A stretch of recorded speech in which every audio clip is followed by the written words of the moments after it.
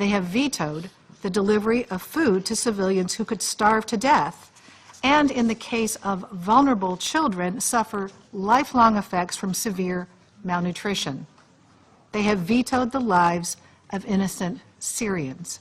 This action is a death sentence for innocent men, women, and children. Now, we had no illusions about today's resolution offering a lasting solution to the fighting in Aleppo, much less in all of Syria. But if implemented, it unquestionably would have saved the lives of Syrian civilians. It would have eased their suffering, if only for a week, and it just might have created space for other, more durable solutions to emerge beyond a brief pause in the killing. Because of today's vetoes, now we have none of that. So Syrians trapped in eastern Aleppo will continue to have to choose between two hells: stay put and be barrel-bombed, starved, and mortared to death, or try to escape and risk being bombed or picked off by snipers on the journey, or tortured or disappeared by regime forces. Let me share what just one resident of eastern Aleppo faced this past week. Mudar Sheko is an emergency nurse. His brother was killed last Sunday, reportedly by an artillery strike. Mudar's father then went out to search for a place to bury his son. As the father searched, he too was killed, struck by an airstrike. So Mudar lost his brother and his father. Think about that.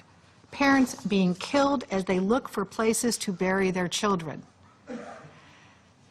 And finding places to bury the dead in eastern Aleppo is getting harder and harder. Cemeteries are full. They have been full for a long time now.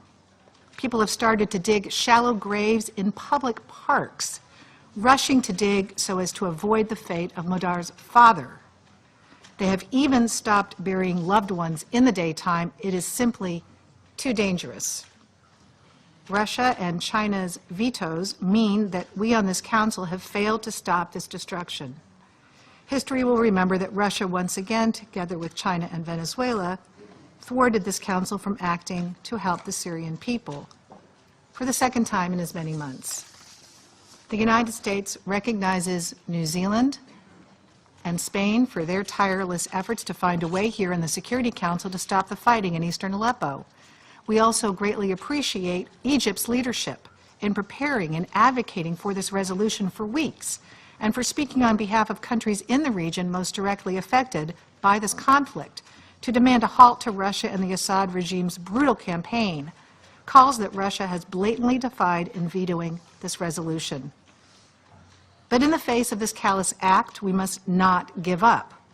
The civilians of eastern Aleppo cannot stop the bombs from falling on them or get their hands on the food and medicine they need to survive. But we who are not trapped there do have that power. So while Russia has taken advantage of its permanent seat on this council to block today's resolution, the rest of us have an obligation to continue to search for other ways to pressure Russia and the Assad regime to stop this devastating assault. And each time an approach comes up short, we must be willing to try another strategy to end this carnage.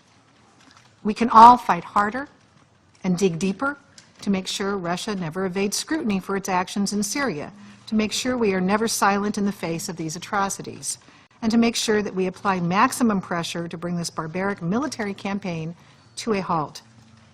Thank you, Mr. President. Le agradezco su intervención y a continuación doy la palabra a la delegación de Japón. Thank you, Mr. President. Japan supported the draft resolution proposed by the three co-pen holders, Egypt, New Zealand, and Spain, because we believe that it could have served as a tool to meet pressing humanitarian needs in Aleppo and elsewhere in Syria. Japan has often emphasized our most important priority is to take action that improves the situation on the ground, regardless of the ongoing political impasse. It is deeply regrettable that the Security Council has again failed to overcome its differences. The Council is ultimately responsible for addressing the devastating humanitarian situation in Syria. We have worked hard and we are close to reaching an agreement on how to alleviate the long-lasting suffering of the Syrian people. I sincerely urge all members of this Council not to abandon our collective and individual efforts and to resume a discussion immediately after this meeting. I thank you, Mr. President. Le agradezco su intervención y a continuación doy la palabra al embajador de Angola. Thank you, Mr. President. Mr. President, regrettably, we had to abstain on the vote for this resolution, which, if negotiated with only the objective of saving lives in Syria, should have been adopted by consensus. A resolution to stop the bombings for 24, 48 hours, or even 7 days, to resume in the next days is not what is required from this Council. Our consultations clearly pointed to the outcome we have just reached, a resolution which could not be adopted as we did not reach consensus. Angola has been and will be consistently working towards reaching consensus by the Council. We should stand united in the face of the situation such as the one we are seeing in Syria. Let me clearly state that Angola will continue to remain engaged in the search for a solution which would save lives in Syria by stopping the bombings, stopping the war, which continues to make so many victims. Mr. President, we need a lasting peace in Syria, not just in Aleppo, and I'm sure that if this Council continues to act as it should, united and with a clear objective, we should be able to reach such an objective as we did by adopting resolutions on the same theme of Syria before. Thank you, Mr. President. Le agradezco su intervención y a continuación doy la palabra a la delegación de Senegal. Monsieur le Président, en décidant de voter en faveur de la résolution présentée par les trois co-auteurs sur la situation humanitaire en Syrie, en l'occurrence l'Égypte, la Nouvelle-Zélande et l'Espagne, la délégation sénégalaise a voulu se faire l'écho de nombreux appels wish to echo many of the words of caution spoken in this Security Council and indeed in this chamber. And this was an appeal to the Security Council to act urgently to prevent the town of Aleppo, particularly the eastern part of Aleppo, become an unprecedented tragedy were we not to take rapid action. And under the helpless watch of the international community, beyond the issue of Aleppo, this is an issue of giving a new fuel to the hostilities if we were not to effectively implement 2268 in a way to ensure that humanitarian assistance is provided and that wounded are evacuated along with vulnerable people. It was also a way of dealing in a more effective way against terrorism in the context of a comprehensive strategy that respects international humanitarian law and the relevant resolutions of the Security Council.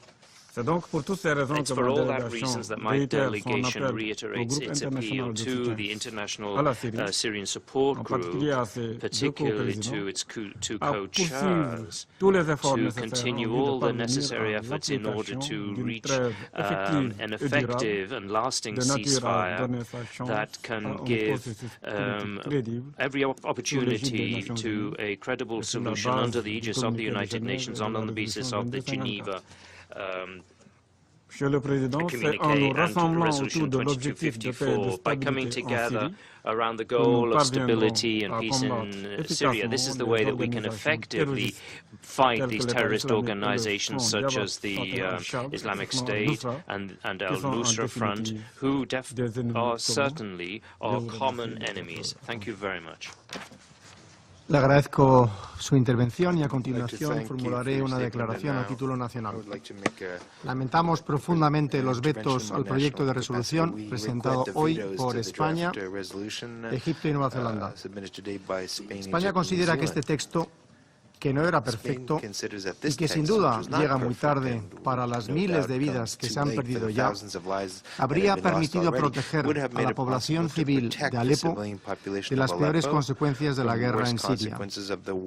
Hubiera incluso abierto la puerta al restablecimiento del cese de hostilidades en todo el país. Por muy dividido que esté el Consejo de Seguridad sobre la respuesta que se debe dar a un conflicto, sigue teniendo una responsabilidad atribuida por la Carta de Naciones Unidas.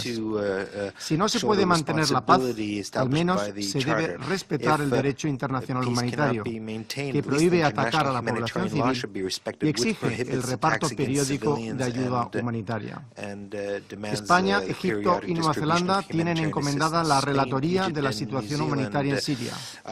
En estos 2 años, en el Consejo de Seguridad, a menudo hemos estado tentados de promover una respuesta a los enfrentamientos en Siria. No lo hemos hecho para evitar divisiones estériles en el Consejo y para no interferir con negociaciones que se estaban produciendo en otros foros. Hemos redactado más de un proyecto de resolución que no ha visto la luz. También hemos rechazado participar en iniciativas que corrían el riesgo de enfrentar a los miembros del Consejo. Esta vez, sin embargo, no podíamos permanecer en silencio. Prueba de ello es que la Asamblea General se reunirá dentro de 3 días con intención de debatir una resolución en la que se exige al Consejo de Seguridad que actúe ante la gravedad de la crisis en Siria. Por lo que respecta a este proyecto de resolución, como han recordado mis colegas de Egipto y Nueva Zelanda, convocamos la primera ronda de negociaciones el 3 de noviembre. Pese a la situación desesperada de la población siria, hemos dado tiempo para alcanzar el consenso.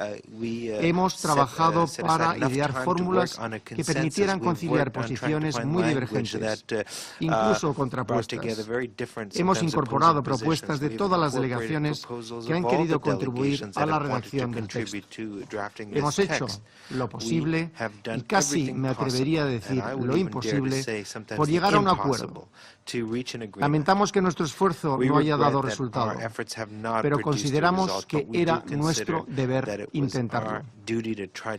2016 es el 4º centenario de Cervantes, el autor del Quijote, que siempre será recordado por su sueño imposible de convertirse en caballero andante. Hoy, con el veto a este proyecto de resolución, la delegación española despierta de su ensueño, pero no se arrepiente. Termino expresando nuestro agradecimiento a Egipto y Nueva Zelanda, que han compartido con nosotros este intento frustrado de frenar los enfrentamientos en Siria. Ha sido un honor trabajar con ambas delegaciones. Retomo mi condición de presidente del Consejo de Seguridad y daré ahora la palabra al embajador de la... ¿Quién?